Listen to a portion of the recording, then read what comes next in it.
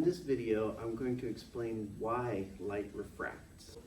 Waves entering a material at 0 degrees. So this is like wavelengths of light. So you can think of this as the crest, trough, crest, trough, crest, trough. Out here in one material, and then it hits a surface into some other material. So N1 equals 1, so I guess it's 1 in vacuum. And then N2, so this is some kind of a glass. So when it enters glass, the wavelength gets shorter. So you can see the spacing here is larger, spacing here is smaller, because it's slowed down. The frequency is the same, but the waves got bunched up. What then if it hits at an angle? So when it comes in at an angle, I've kept these distances the same, and I've kept these distances the same. And the only way to make the crests and the troughs line up at the surface is if you bend the light. And then you can draw triangles in here where this is the wavelength there. Over here you can do the same thing with the wavelength here. This distance is the same as that distance, so knowing that these two distances are the same and knowing what those two distances are, you can put the angles together, you come up with something like that. See, lambda knots are on both sides. So this is equivalent to that. That's where this equation comes from. This is called Snell's law. So N1 times the sine of that theta equals N2 for this other material times the sine of the angle in that material. So here you can see refraction. So I've got the laser up here. It's shining into this block. It's a type of acrylic, and the acrylic has an index of refraction of about 1.5.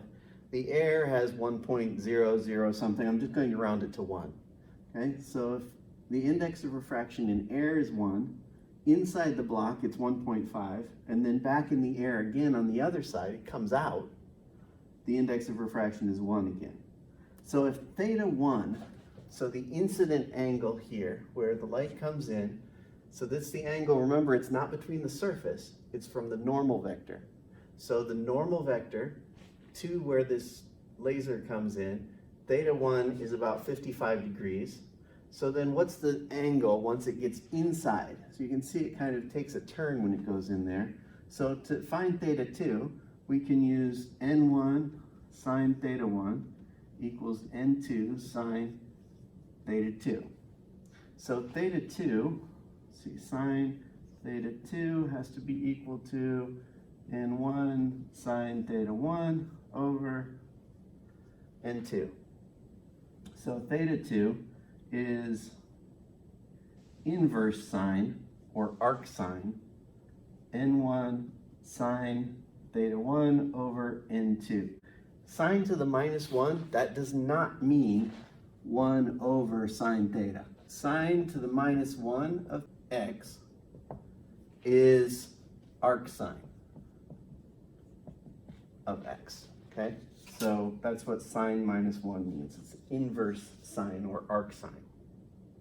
So that'll give you what theta 2 is equal to if I just plug in N1, N2, and sine of 55 degrees. Then what about N3? N3 sine theta 3 is, well, it's N2 sine theta 2, but N2 sine theta 2 was also N1 sine theta 1. Now that's interesting because N3 and N1 are the same number. So if I ignore this in the middle, N3 sine theta 3 is N1 sine theta 1, but N3 equals N1. So in this case, sine theta 1 equals sine theta 3. So theta 3, that one's easy. It's 55 degrees. Theta 2, we've got to do math to find out what that one was. And you can see, if you look here, you can see that that angle looks like it's the same as this angle.